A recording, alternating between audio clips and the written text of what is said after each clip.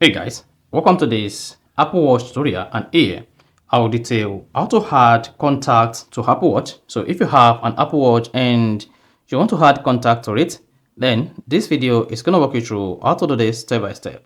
So if you're done with this, you found this often informative, please don't forget to like and subscribe.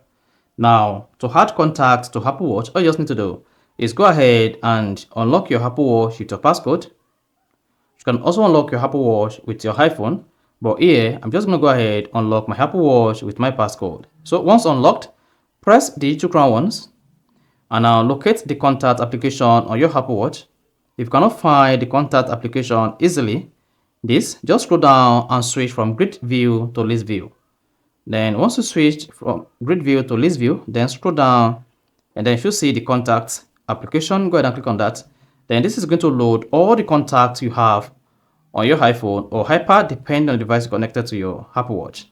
Now to add your contact or any contact on your Apple Watch, all you just need to do is open the contact application. On the contact page, click on this plus icon at the top left.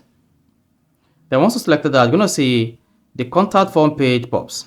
Then go ahead, type the name, click on done. Then the last name, click on done. Then company name, scroll down and click on phone number. Then is it home or phone number? Click on phone number. Here, go ahead and type in the phone number. Then once the phone number is correct, go ahead and click on OK. Now once you tap OK, then this is what you're going to see. You're going to see the phone number and then the name you typed.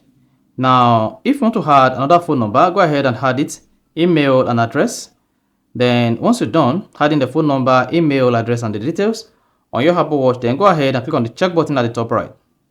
Then hang on, then the contact will be saved on your Apple Watch. So that is, if you now scroll down to where the contact is, so you can just scroll down until you get to the contacts page, then scroll down again, then you'll be able to see the saved contact on your Apple Watch. You see that?